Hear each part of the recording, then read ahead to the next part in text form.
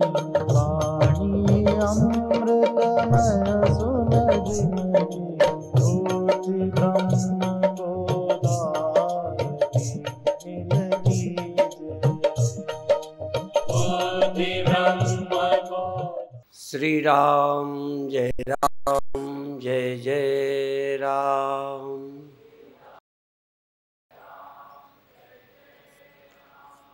श्री राम जय जय राम।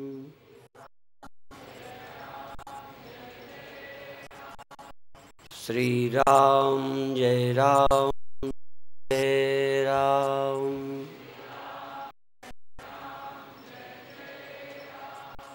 सच्चिदानंद भगवान की, सनातन धर्म की। अभी अभी आज महामंडलेश्वर प्रकाश त्यागी जो चित्रकूट के आश्रम की व्यवस्था करते हैं उनसे सुना, और प्रारंभ में वो राम कथा से क्या होता है ये बताते रहे चौपाइयों के द्वारा। वो चौपाइयाँ अपने आप में राम की कथा का प्रयोजन उनकी चौपाइयों में था। जो दुख, देखो, जो दुख किसी से जाता है उसको राम कथा की कोई जरूरत नहीं।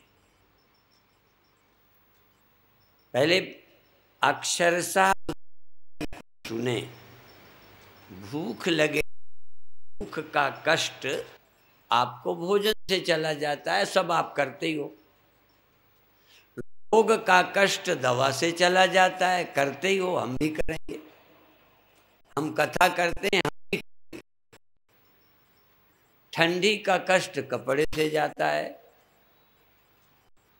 इसी तरह से कोई कष्ट पंखे से चले जाते हैं। यदि कथा से ही सब होते तो न पंखा लगाते न पंडाल बनाते। सब कष्टों का इलाज कथा नहीं है। जिसका जो उपाय है वो, जिसका कोई उपाय नहीं है, अब मरने के दुख को क्या करो, सोचते हैं। हम बोलते नहीं है, कहते हैं कि मुझे भूख लगी, मैं तो राम से परिचित हूँ, ब्रह्म का से परिचय है, ब्रह्म से संबंधित स्पष्ट हूँ, तो भूख लगती है। उस कष्ट की क्या करता हूँ, सुबह सुबह कुछ ले चला, प्रवचन में आ गया, फिर आरती भी मेरी होती रही, फिर परम धाम गया, फिर श्याम लाल जी यहाँ गया, लौटा तो 1:30 बज गए और भूख लगी थी। भूख लगी, जाते सहारा जी के यहाँ भोजन मांग लिया, तो तैयार ही था, फट से आ गया, भूख निवृत्त हो गई। मौत निवृत्त हो जाए इसके लिए क्या कर ले।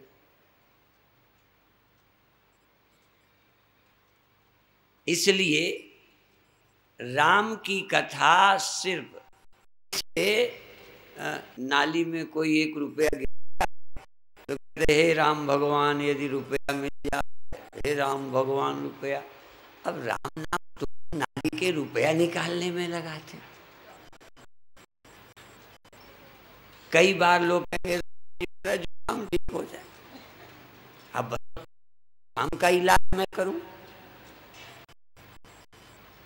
तुम्हारी खांसी का इलाज मैं करूं, तुम्हारी टांग दुखती है।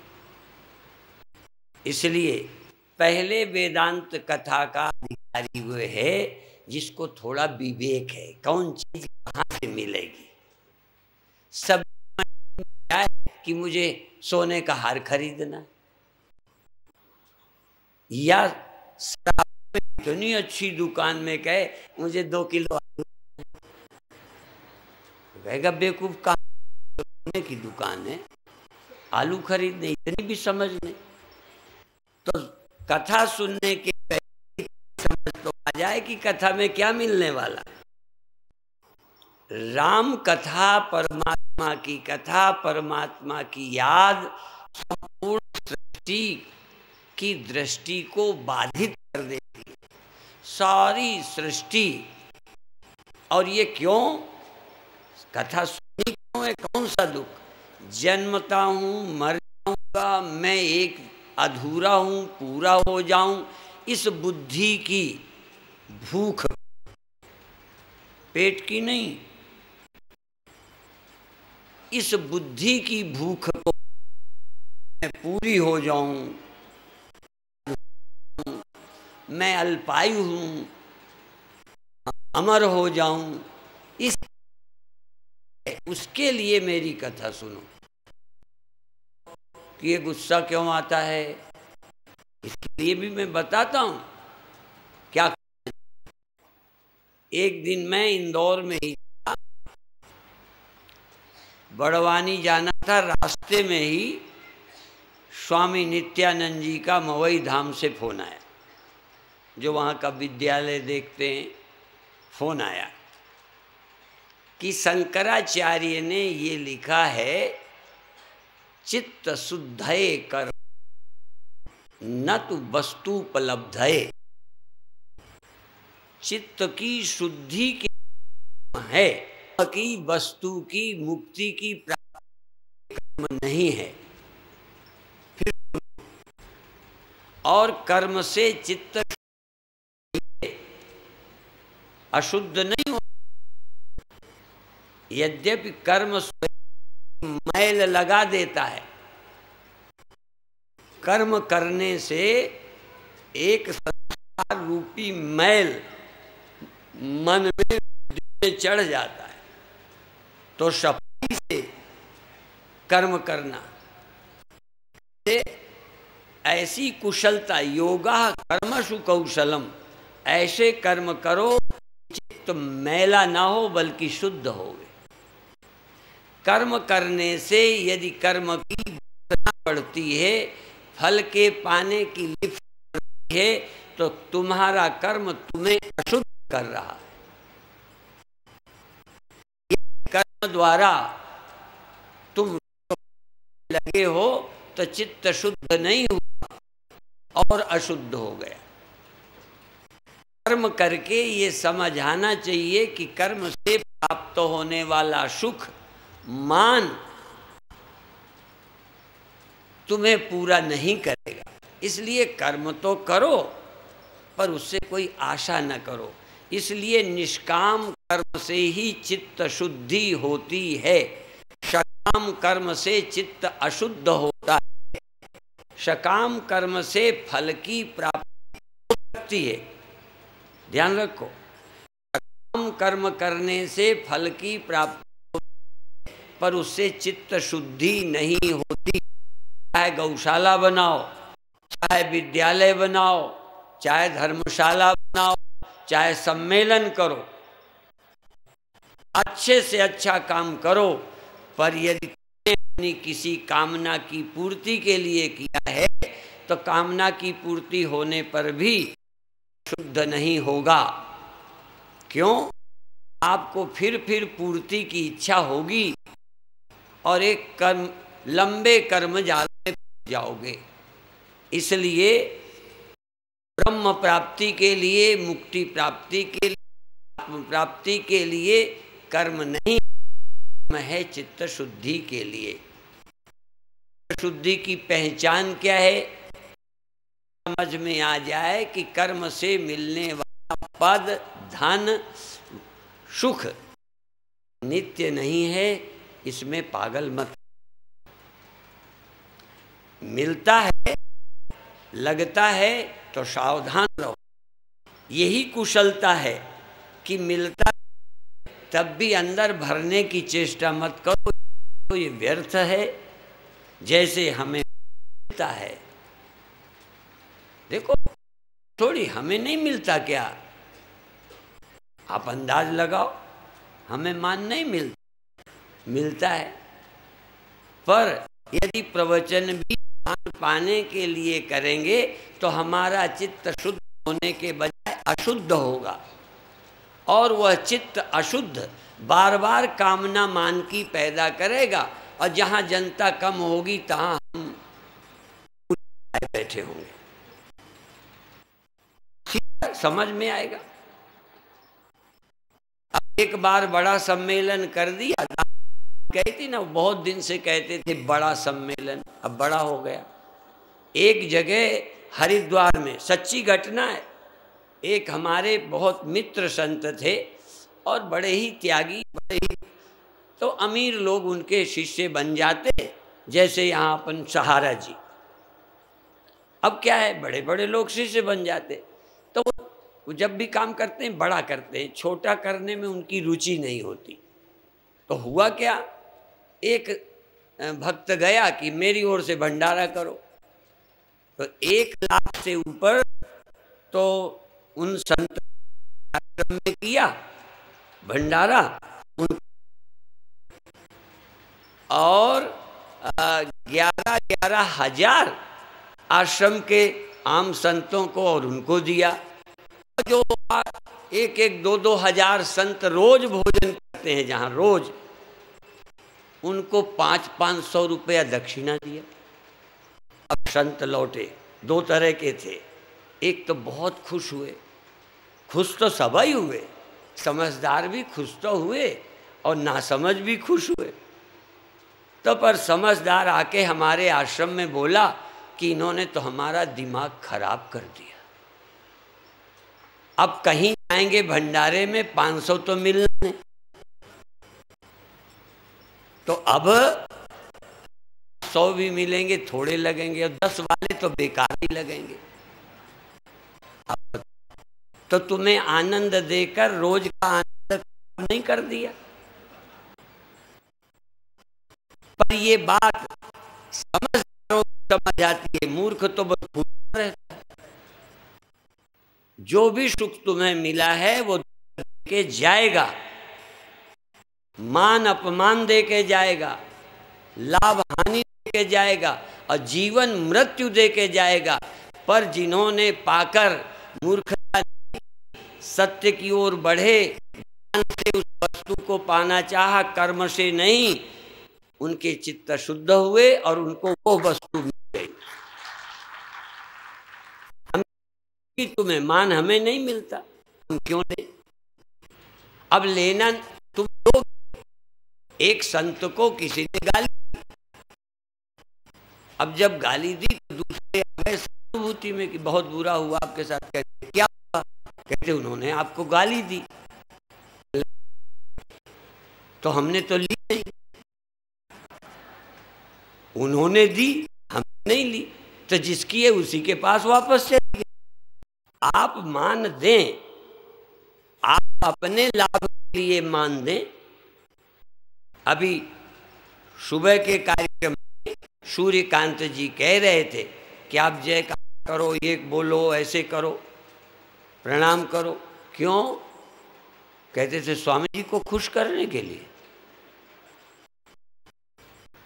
आप अपने हृदय को भक्ति बनाने के लिए, श्रद्धा में बनाने के लिए, आनंद और प्रेम में डुबाने के लिए करना, कि की है तुम्हारी प्रार्थना की में तुम्हारा अंतस पिघलता नहीं, जिस आरती में तुम्हारे अंदर का प्रेम जागता नहीं, जिस पूजा में तुम्हारा हृदय जागता नहीं, वो एक मणि है, पूजा नहीं है। आजकल तो में इलेक्ट्रिक से चलने वाली आरती पूजा बाजा भी बजने लगे हैं। अब तो वहां खड़े भी मत हो, आरती होगी, भगवान प्रसन्न हो जाएंगे ना।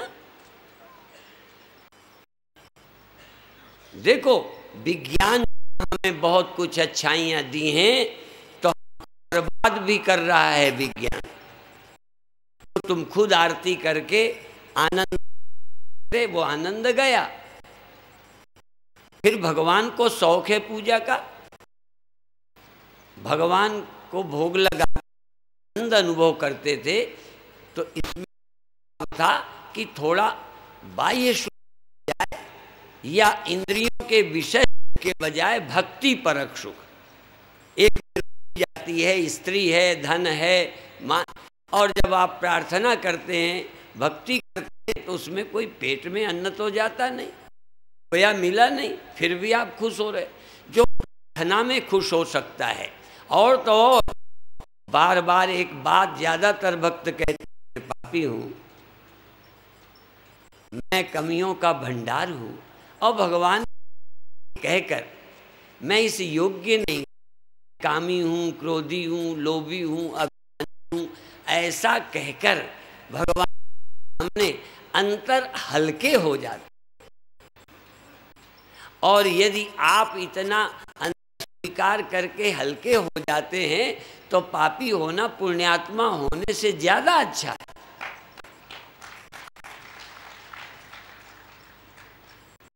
आपके अंदर की कुंठाएं कम हो जाएं, भय कम हो जाए, चिंता कम हो जाए, भगवान के भरोसे हो जाएं।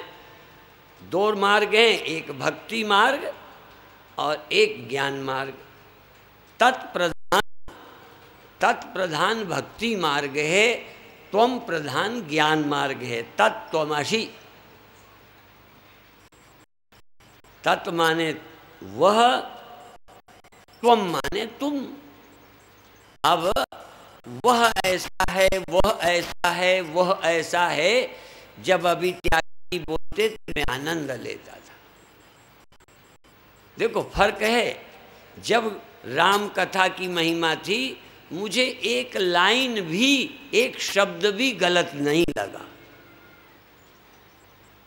मैं हूं ज्ञानी, देखो मैं ज्ञान मार्गी हूं, पर राम कथा की एक एक शब्द सुनकर मेरे पर घट रहा है। राम कथा से ये चिंता जाती है, जन्म मरण जाता है, मेरा तेरा जाता है, माया का बंधन जाता है, दुख जाता है, निश्चिंतता आती है। अब वो सुन रहा था, सब घट रही है कि परमात्मा की कथा से जाती है। हम उसके गवाही हैं। देखो हमारे साथ हुआ है। अब तो उस परमात्मा को जिसको तुम सुनते हो कि कब हो जाएगी। देखो तुम भी सुना, तुमने कथा सुनकर सोचा इससे हो जाएगा, इससे हो जाता है, इस विश्वास से तुमने कदम उठाना है। और हमने जब सुना तो एक एक शब्द सच्चा लगा, क्योंकि वो हो चुका है। बात दोनों है। हम भी आनंद लेते हैं राम कथा का, तुम भी आनंद लेते हो। एक को शादी हो जाएगी, यदि तुम मंदिर में जाओगे, ये पाठ करोगे तो शादी हो जाएगी। वो खूब सुना, बड़ा प्रसन्न हुआ, मंदिर में जा रहा है, पर उसकी हो जाएगी। और किसी ने पहले यही पाठ किया, मान लो उसने पाठ किया था, उसकी शादी हो गई है। अब कथा में आया कि जो मंदिर जाएगा उसकी शादी हो जाएगी, तो खुश हुआ कि ठीक कहते हैं, क्योंकि उसने भी मंदिर गया तो उसकी हो गई है। दोनों में फर्क है ना। एक को आशा बंधी, एक का अपना अनुभव है। तुम्हें आशा बंधी कि राम कथा से मुक्ति मिलेगी, पाप पुण्य का नाश हो जाएगा, ये चिंता विंता मिट जाएगी, पापी होने का भी ख्याल चला जाएगा। पापी होना वही है जो दयाभिमानी है। भगवान के भक्त कभी मानते ही नहीं है, वो कर्म पर विश्वास ही नहीं करते कि हमसे ये हो गया। कही यो निजन्मों कर्म बसता राम पद अनुरागों। परमात्मा की याद करते हैं, क्या कर्म है क्या नहीं है कोई परवाह नहीं।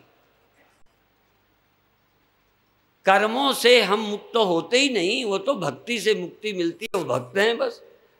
यदि गिनने लग जाएं तो भक्तों की तमाम कर्म होंगे। भक्त अपने कर्म देखते ही नहीं। वो कहता है तुम्हें देखना है तो तुम देखते रहो मेरे कर्म, तुम्हें सफाई करनी है, तुम्हें दूर करना है, तुम देखो। भाई जिस बेहतर को सफाई करना है, रोड का कचरा गंदगी देखे वो साफ करे। अपन तो देख के क्या करें, हमको झाड़ू उठानी नहीं, झाड़ू की सामर्थ्य नहीं, हम साफ अपने को कर सकते नहीं, तो हम क्या करें। तुम्हें दिखते हो तो तुम ही साफ करो। यदि भगवान हम में कुछ देखता हो तो करे सफाई। हम तो तेरे हैं, नाक कटेगी तेरी कट। ऐसा विश्वास का आनंद, ऐसे विश्वास की मस्ती। और हम ये तर जाने का भगवान के साथ जोड़ दो तो तत्प्रधान भक्त होता है, तुम प्रधान ज्ञानी होता है।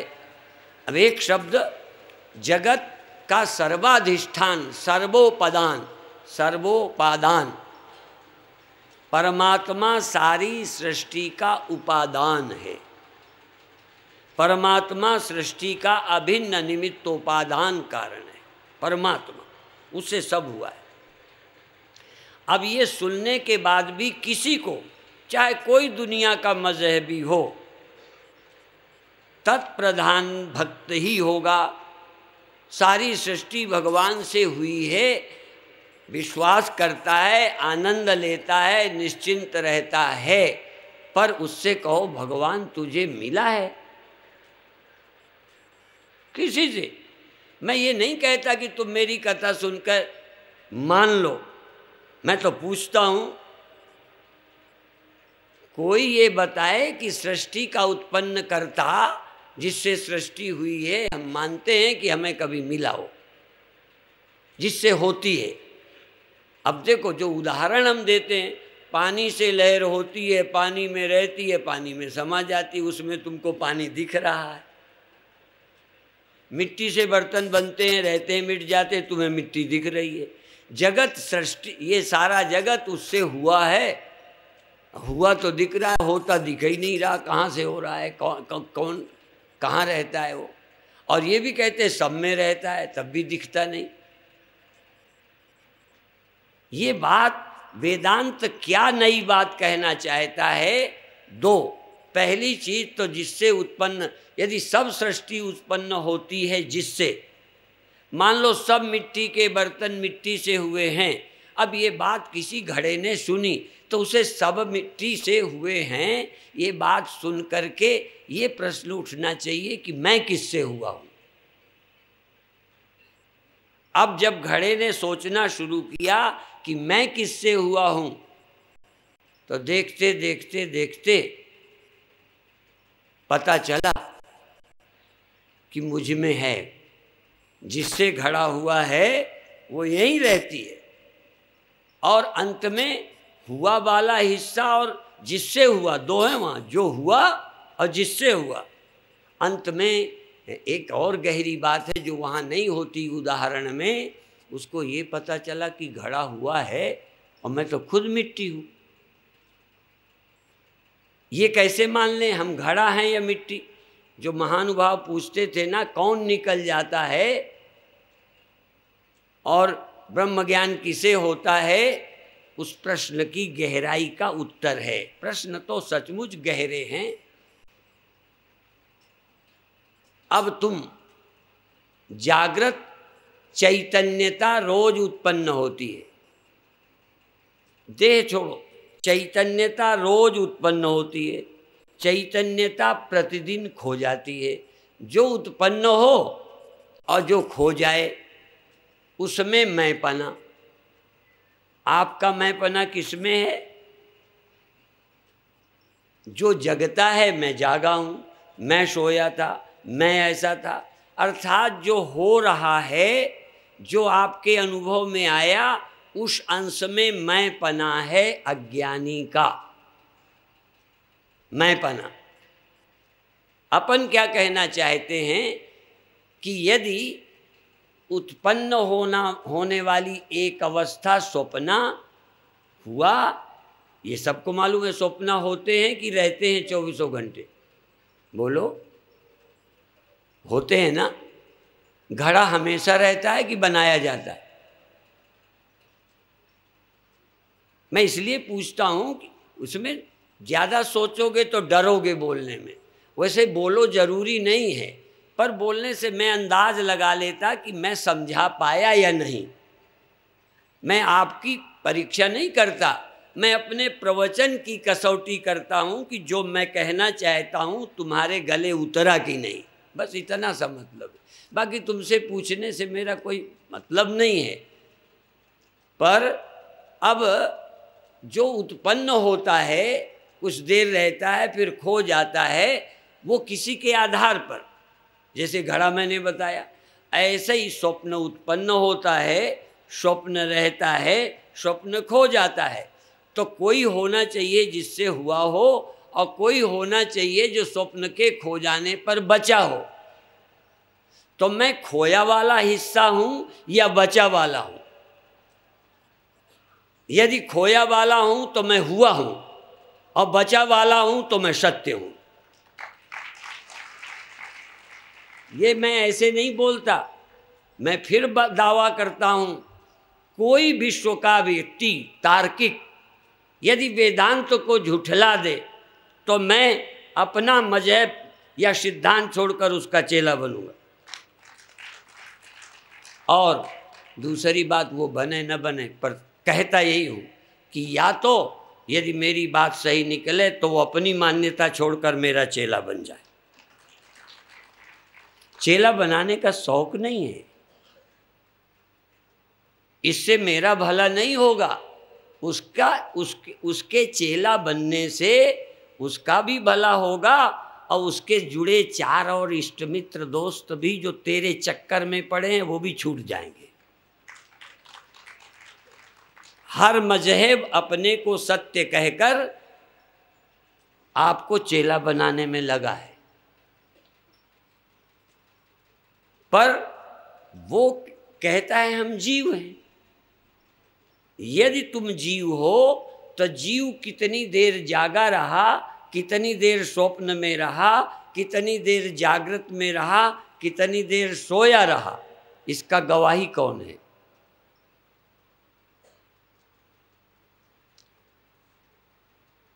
ये देखो प्रश्न है, और इसीलिए ये मैं मोटा उदाहरण देता हूं, पर यहां बात बनती नहीं। इसको मान लो कि इसमें ये गांठ बन गई, ये अब ये गांठ ये थोड़ी देर रही, ये बात तो है ना, थोड़ी देर रही, अब ये चली गई। अब दूसरी आ गई, ये अब दूसरी भी परमानेंट नहीं है, ये भी चली गई। अब ये तीसरी आ गई। अब ये बताओ, तीन गांठें, यहाँ तो तुम गवाही हो। यदि गांठ और कपड़े के सिवा और कोई ना हो तो गांठ हुई, रही और गई, या तो दिखनी नहीं चाहिए, गई का गवाही बचना नहीं चाहिए, और गई का गवाही बचा तो वही होगा जो सत्य है।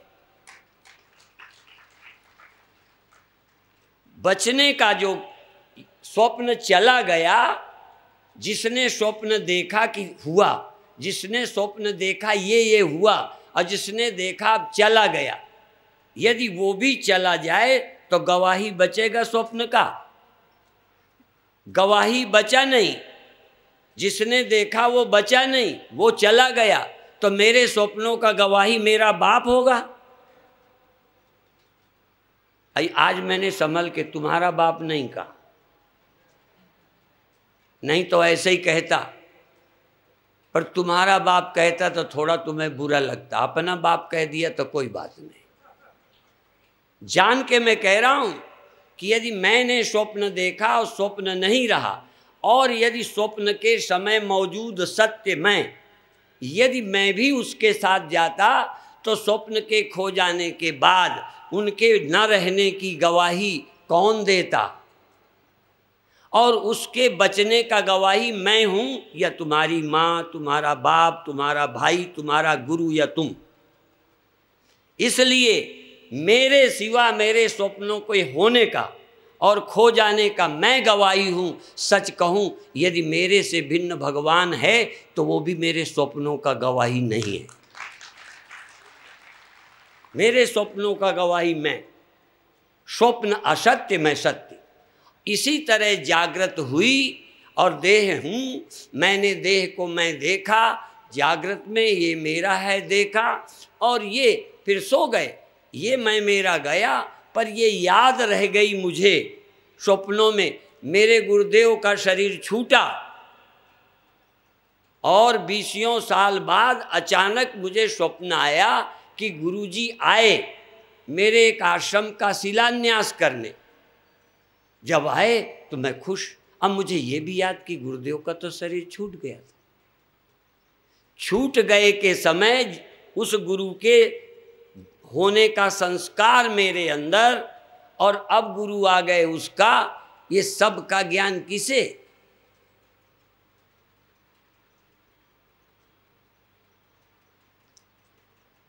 असल में अब फिर सुनो, जो जागृत की उत्पत्ति, स्वप्न की उत्पत्ति, सुषुप्ति की उत्पत्ति और इनका अभाव जिसके रहते हुआ, उसी के रहते सारी सृष्टि में, देखो अब इतना हमने वेदांत से सीखा, तो तत्प्रधान उससे हुआ, उससे हुआ, उससे हुआ, उन्हें भगवान नहीं मिला, उससे हुआ, उससे हुआ, उससे भगवान नहीं मिला।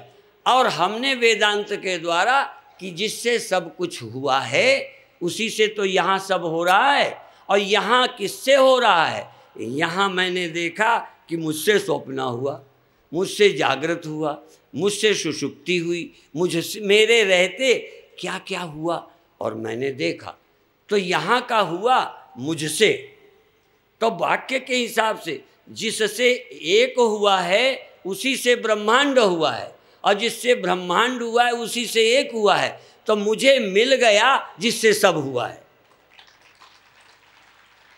जिसने सब हुआ है सुना था, उसे ब्रह्म नहीं मिला, पर जब उसने ये सुना कि जिससे सब हुआ है तो यहाँ भी तो उसी से हुआ है।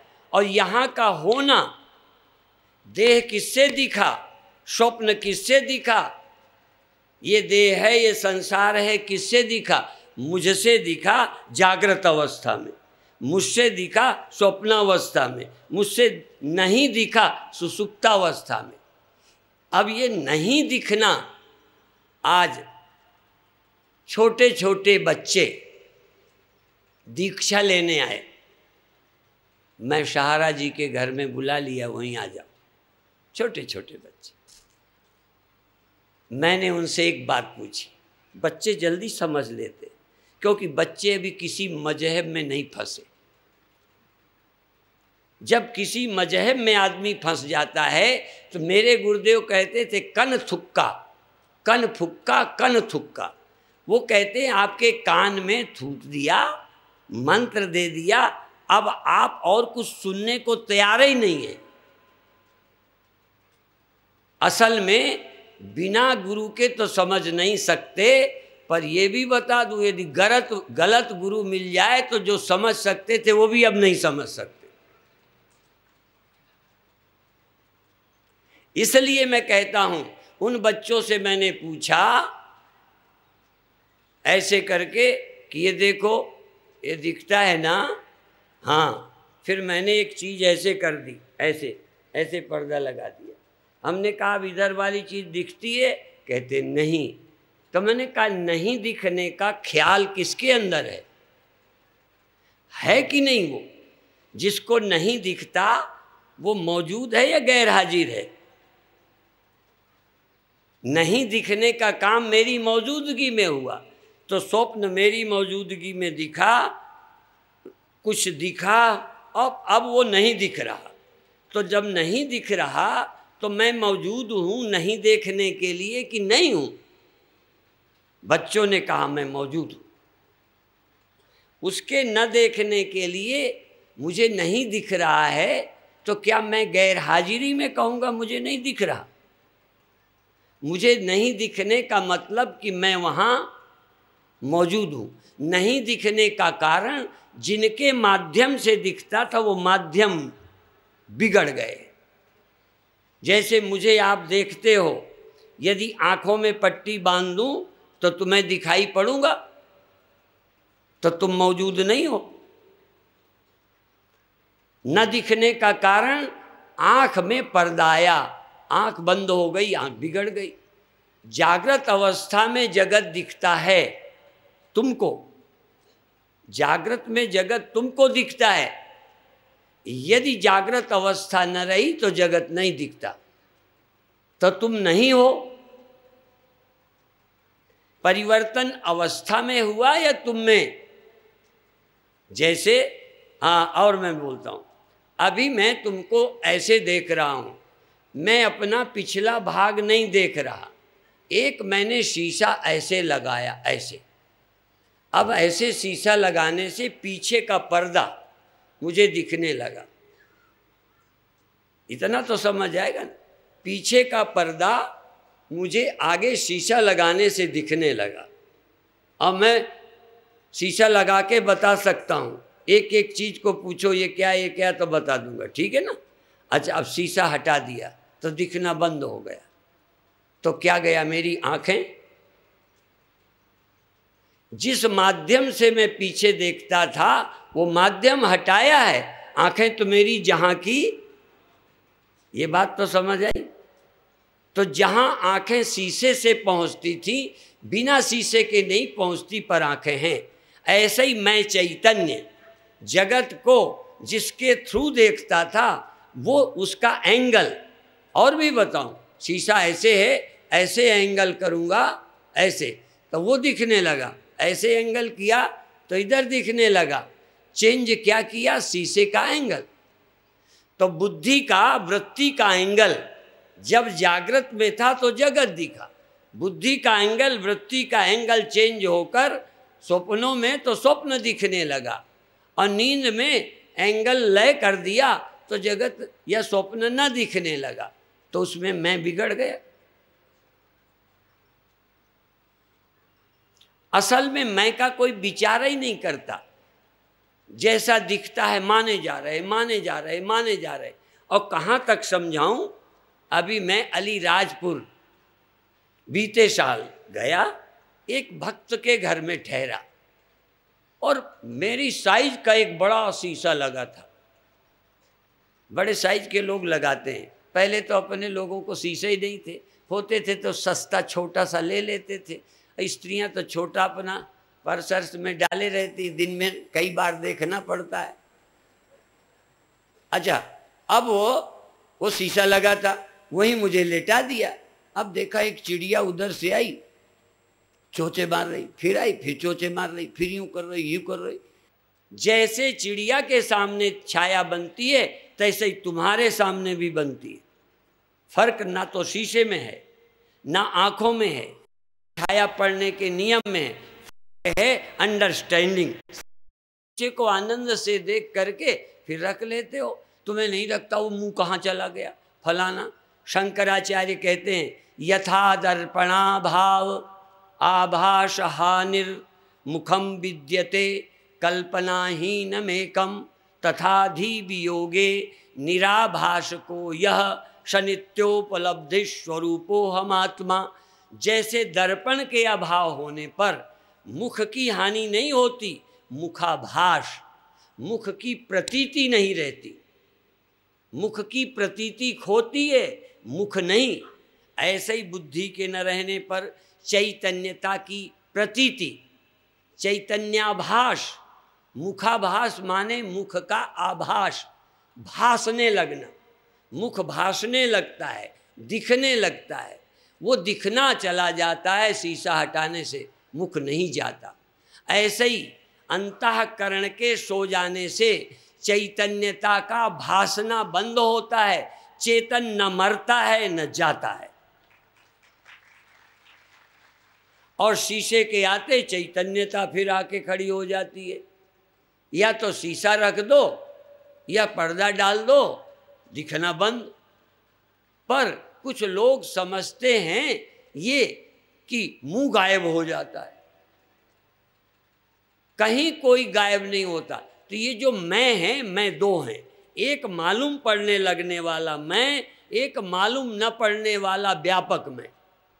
फिर सुनो, बस ये वेदांत है, ये कहकर विषय का उपसंहार होगा। और ये बात आज नहीं उतर जाएगी, पर इसको बार बार सोचना पड़ेगा।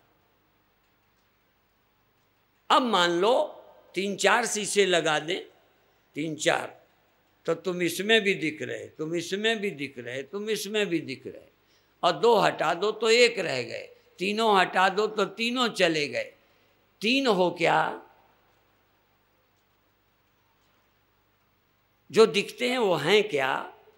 और वो दिखने वाले चले गए तो कौन चला गया? चला गया, आया, दिखा, या सचमुच कोई आया और गया? जो लोग कहते हैं जीव कहाँ गया, 100 लोग मर गए तो कहाँ निकल गए, कहीं कोई निकल के नहीं गया, और गया तो शीशा उठा के ले गए, तो वो दिखने वाला मुंह। असल में जो है वो जाता नहीं।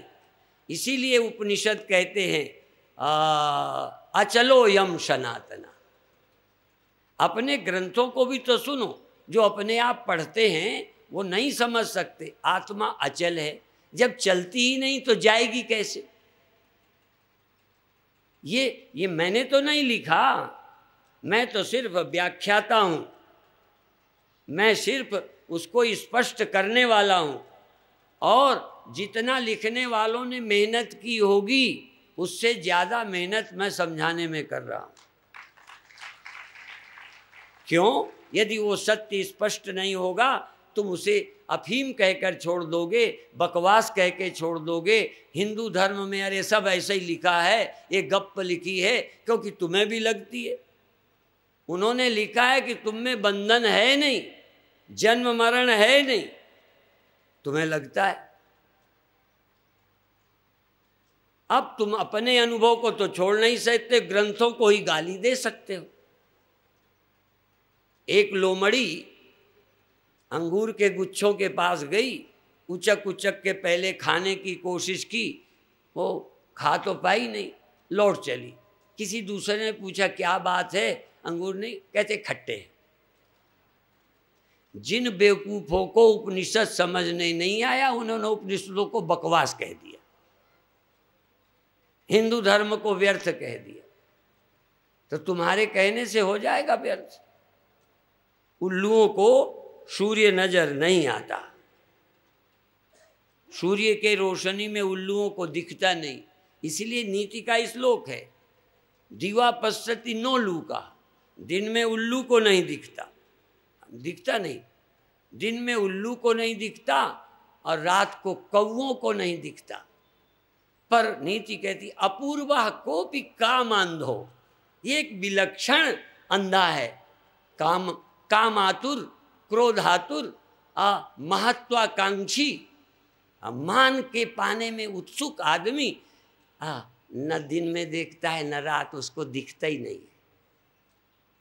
जिनको देश का भविष्य नहीं दिखता, जिनको राष्ट्र की समस्याएं नहीं दिखती, उनको मैं तो उल्लू भी नहीं कहूँगा, क्योंकि उल्लू को दिन में नहीं दिखता, रात को दिखता है, और कौओं को दिन में तो दिखता है, रात को नहीं दिखता। उल्लू को रात को तो दिखने लगता है, पर काम वासनाओं में, लोभ में, मान में फंसा गद्दी का भूखा, उसको न देश दिखता है, न विश्व, न हिंदू संस्कृति दिखती है, उनको दिखता ही कुछ नहीं, कल्पनाओं में खोए हुए। इसलिए अब कामना क्या मिलेगा तुम्हें? इस मुख को बचाए रखना, उसको, इसको, इस दे क्या बचाए रखना? जो तुम हो उसे देखो। इसलिए उस राम की कथा सुनने के बाद उस राम को जब पा जाओगे तो देखोगे कि वो थे राम, हैं राम, रहेंगे राम। राम एक ऐसी चीज है जो बनता मिटता नहीं, सबके अंदर समाया रहता है। समाया, मुझ में राम, तुझ में राम, सब में राम समाया। हाँ, सबसे कर लो प्रेम, जगत में कोई नहीं पराया। और भी उसने क्या कहा था प्रहलाद ने? उसके बाप ने पूछा तेरा राम कहाँ है? तलवार लेके पूछा।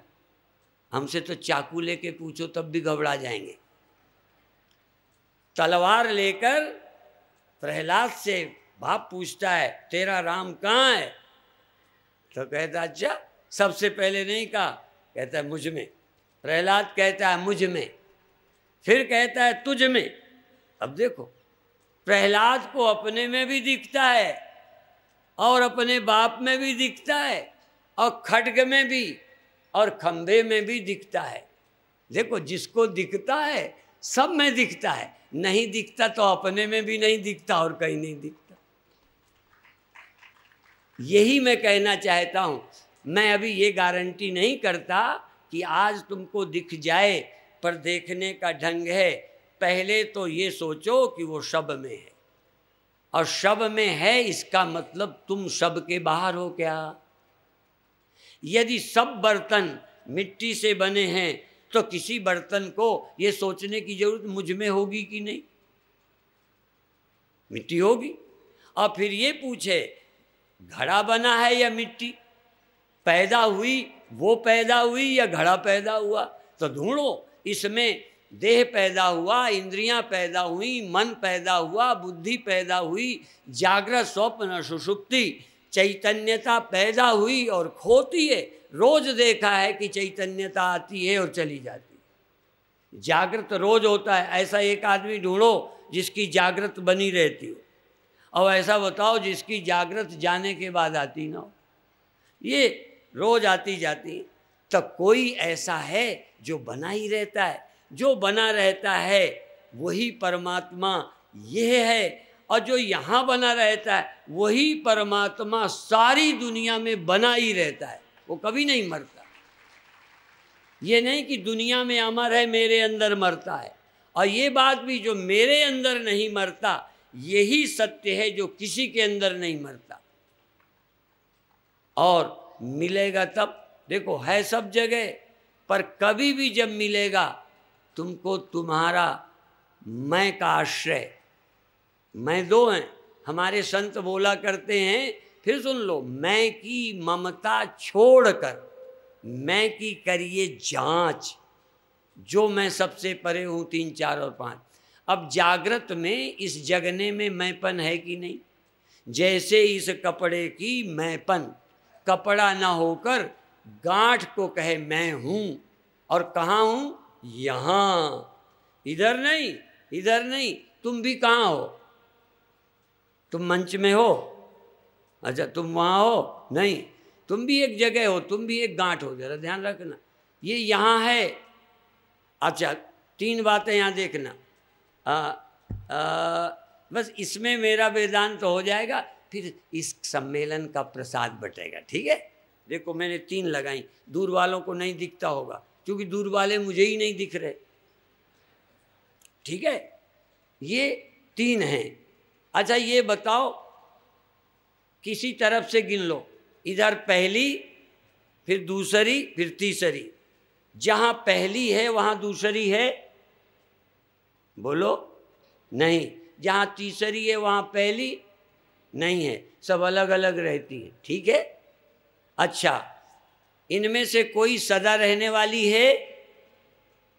तो एक सदा रहने वाली नहीं, एक सब जगह रहने वाली नहीं, 2 और सर्वर नहीं। ये यही है जैसे हम मनुष्य हैं, गधा नहीं। अच्छा, गधा तो मनुष्य है? नहीं। अच्छा, कुत्ता गधा है? नहीं। अच्छा, घड़ा सकोरा है? नहीं। सकोरा घड़ा है? नहीं। एक बात, यह यही है, सब नहीं है। यह यही है, सब जगह नहीं है। और ये अभी है, सदा नहीं है। 3 लक्षण जिसमें हो वो है सृष्टि। देखो, जो यहाँ है सब जगह नहीं है, और अलग अलग हैं, सब में नहीं है। अब एक चीज पूछता हूँ, इसमें कपड़ा कहाँ नहीं है? किस गांठ में? सब गांठों में है। अच्छा, और किस समय नहीं है? जब गांठ नहीं है तब कपड़ा भी अच्छा है। तो जो सदा है, जो सर्वत्र है, देखो, तुम सदा हो नहीं, तुम अभी हो, अभी कुछ वर्षों से हो। ठीक है? जो सदा नहीं है वो परमात्मा नहीं है, पहचान करो। अभी अभी ऑपरेशन करता हूँ। जो सदा नहीं है वो परमात्मा नहीं है, एक। और जो सर्वत्र नहीं है, तुम तो सर्वत्र हो कि इंदौर में? अच्छा, इंदौर में इस समय पंडाल में हो कि घर पर? अच्छा, तो जो सर्वत्र ना हो वो परमात्मा नहीं है, जो सदा ना हो वो परमात्मा नहीं है। अच्छा, तुम स्त्री हो कि पुरुष? तुम पुरुष हो कि स्त्री? अपना अपना बताओ। जो स्त्री है पुरुष नहीं है, जो पुरुष है स्त्री नहीं है, जो मनुष्य है गधा नहीं है, जो गधा है मनुष्य नहीं है, वो परमात्मा नहीं है। परमात्मा वो है जो सब है। अब यही दे दो, एक गांठ दूसरी नहीं है, एक एक समय है, दूसरे समय पे नहीं रहेगी, पर एक है जो सदा रहेगी, सब में रहेगी, सब कुछ वही है। अब ये तो दिख गया। अब ये देखना है कि जो तुम्हारे में है वो सब जगह है कि नहीं। देखो, तुम सब जगह नहीं, पहली बात। सब मैं भक्तों से कहूँगा, सब अज्ञानियों से कहूँगा। एक अर्थ है, इस गांठ को कहेंगे हम तुम, इस गांठ को कहेंगे तुम सब जगह नहीं हो, तुम सिर्फ यहाँ हो। सिर्फ यहाँ हो उसका नाम गांठ। सिर्फ अभी है, पहले नहीं थी, आगे नहीं रहेगी, उसका क्या नाम है? गांठ। ठीक, जो गांठ होने के पहले थी, गांठ होने के बाद, और जहाँ गांठ है वहाँ, और जहाँ गांठ नहीं है वहाँ भी है।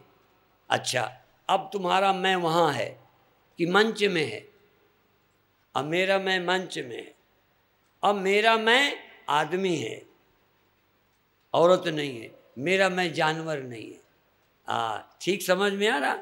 अब एक बात देखो, इसमें कोई ऐसा मैं ढूंढो, यदि भगवान को ढूंढना है, आप इसमें से उसको ढूंढो जो इस गांठ में भी हो, और दूसरी में भी हो, तीसरी में भी हो, और जब गांठ हो तब भी हो, जब गांठ ना हो तब भी हो।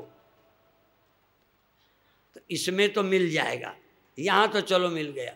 अब अपने मैं में ढूंढो कि जब मैं न रहती हो तब भी जो रहता हो, जब स्वप्न न रहता हो तब भी रहता हो, जब नींद न रहती हो तब भी रहता हो, जब नींद आ जाती है तो एक मैं खो जाता है, एक मैं, और एक मैं नींद को जिंदा रखता है। आप समझते हो? उसको मैं कहते हो तुम कभी? जो इसको मैं कहते हैं वो सोएंगे, जो इसको मैं कहते हैं वो एक जगह हैं, जो इसको मैं कहते हैं वो आदमी हैं, और कभी नहीं रहेंगे, कभी सोएंगे कभी जग जाएंगे। पर जिसके कारण जगना सोना रहता है, और एक जगह रहने वाली मैं जिसके कारण रहती है, उसको जो पा जाएंगे समझो भगवान मिल गया। और दूसरी बात, अब सबसे झंझट ये है, जब इसके दो स्थितियां हैं, जब इसने गांठ ने कपड़े को पाया कि भाई गांठ थी, फिर चली गई, फिर आई, फिर रही, तो ये गांठ का न रहना किसने देखा? तब ख्याल आया कि मुझे देखा, मुझे दिखा। इसका मतलब एक हिस्सा मेरा नहीं रहा और एक हिस्सा मेरा रहा। पहले यूं समझूंगा, एक हिस्सा है का, एक है का हिस्सा चला गया, एक हिस्सा है का बना रहा, एक है का हिस्सा आया, और एक हिस्सा आने के पहले भी मौजूद था। जो मैं के आने के पहले, मैं के रहते समय, मैं के जाने के बाद रहता है, वो मैं है परमात्मा, और जो दिखता है खो जाता है वो है जीव। अब दूसरी बात तो हो गए ना दो। अब देखो, ये नीचे वाले कई कहेंगे फिर दो हो गए, ब्रह्म किसको मिलता है, ब्रह्म को कौन ढूंढता है? तो मैं कहूँगा, जब तक गांठ थी तब तक कपड़े को तलाशती थी। क्यों? गांठ थी मरने वाली, इच्छा थी जीने की, तो ये तलाशती थी कि कभी ऐसा मैं हो जाऊं जो ना मरूं। गांठ थी एक जगह, वो चाहती थी सब जगह मेरा हो जाए, तो ये तलाश करती थी।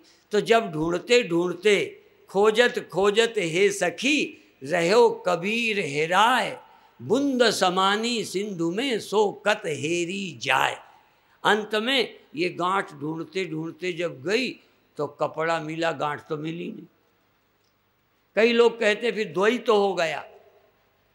अज्ञान तक द्वैत था, ज्ञान होने पर द्वैत नहीं रहता। और फिर यदि आ भी जाए तो अब द्वैत सत्य नहीं होता।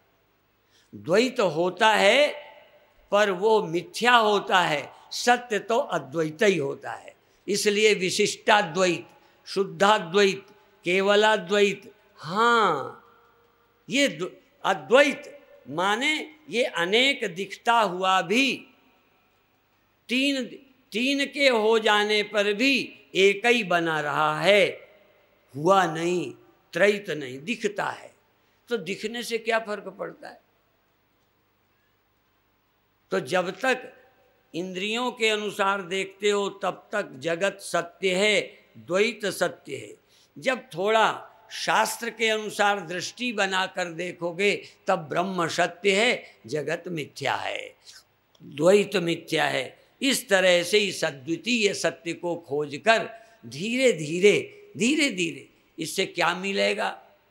फिर ना तो मेरी भूख मिटी, मैं अपनी अंत में कह दूँ मेरी भीख नहीं मिटी, ठंडी लगती है तो कपड़ा ओढ़ता हूँ, अब पैर फैलाता हूँ, सब तुम्हारी तरह। पर एक बात मिट गई, हम हैं, तुम हैं, मर जाएंगे, फलाना हो जाएगा। लगा है ही एक सत्य जो मरता नहीं, मिटता नहीं, और सब दिखने दो, दिखता रहेगा। ये जगत सपने की तरह दिखता है, रहता है, खोता रहता है। ये जगत ऐसे जैसे समुद्र में लहरें बनती मिटती रहती हैं, समुद्र का क्या बिगड़ता है? इसी तरह से मैं सागर हूँ, ये संसार मुझ में लहरें हैं, मैं सत्य हूँ, संसार स्वप्न है। ये सब होता रहेगा, ये होना मिट जाए तब तुम ज्ञानी होगे, ऐसा मत सोचना। ज्ञानी हो जाओ, ये बने मिटे रहे न रहे, तुम मुक्त हो जाओगे। ऐसी निश्चिंतता। जो लोग समझते हैं भूख लगनी बंद होना चाहिए, तो कई मर गए अभ्यास करते करते। पर जो 2 दिन में 3 बार खाते थे एक दिन में, वो दिन में 1 बार खाने लगे, पर भूख तो लगी। जो जरा 100 साल में मर जाते, जरा 100 साल में मरे नहीं। और जो जरा बात में दुखी हो जाते थे, वो थोड़ा बहुत मुश्किल में थोड़ा बहुत दुख हुआ और जल्दी पकड़ में नहीं आया। ये सब ऊपर की मामला है। आत्मा सदा अलेप है, ब्रह्म ज्ञानी सदा निर्लेप। वो ऐसे नहीं, हमारे गुरुदेव को ये सब लोग क्या कहते हैं, हमारे गुरुदेव तो कभी सोते नहीं। हम बड़े हिम्मती व्यक्ति हैं, हम कहते हमारे गुरुदेव नहीं भी सोते थे, सोते भी थे। व्यवहारिक दृष्टि से जगते सोते थे, हमने देखा है, और पारमार्थिक दृष्टि से कभी सोए ही नहीं। हाँ, ऐसे ही व्यवहारिक दृष्टि से गुरुदेव का भी शरीरांत हुआ, परमार्थता उनका अंत तो हुआ नहीं।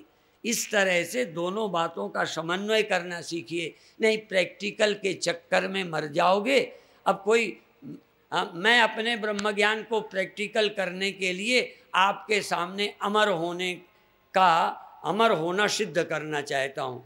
अब मैं ये सिद्ध करूँगा कि मैं नहीं मरूँगा ना, कैसे प्रैक्टिकल? तुमको दिखाऊंगा कि नहीं मरा, ठीक दिखा पाऊंगा? मैं अपने गुरु का मरना देखा, अमर होना नहीं दिखा पाया। हमने अपने राम का भी अमर होना नहीं दिखा पाया। हम अमर होना नहीं दिखा सकते, सिर्फ मरना दिखा सकते हैं। समझे? मरना दिखा सकते हैं और मरने का देखने वाला अमर दिखा सकते हैं। हम अमर दिखा, इन आँखों से अमर। हमारे गुरुदेव को यदि आज शरीर होते या और भी रहते तो हम दिखाते, देखो हमारे गुरुजी अमर हैं। फिर प्रैक्टिकल हम दिखाते, देखो हम भी अमर हैं। तो न तो हमारे गुरु प्रैक्टिकल अमर रहे, न चेला प्रैक्टिकल अमर है, न हमारा चेला प्रैक्टिकल कोई अमर होगा। जब होगा तो थ्योरिकल होगा। समझ में आए? समझ से अमर होगा। और इंद्रियों से ऐसे तो सब ये ऐसे प्रैक्टिकल होता तो इंदौर भर में प्रैक्टिकल अमर लोगों का एक बाजार होता। समझ गए? हिंदुस्तान अमर लोगों का एक प्रदर्शनी होती और विश्व के लोग देखने आते। इसलिए विश्व के लोग जल्दी हमें गुरु नहीं मानेंगे। जब इंदौर के नहीं मान पाए तब विश्व के क्या मानेंगे? स्थूल नज़र वालों के गुरु न हम बने हैं, न अमर हुए हैं, न दिखा सकते हैं। पर जिनके थोड़ा पुर्जा है समझ नाम का, वो देख सकते हैं कि हम अमर हैं। और ये अमरत्व का ज्ञान भारत देता रहा है और भारत ही देगा और कोई नहीं देगा।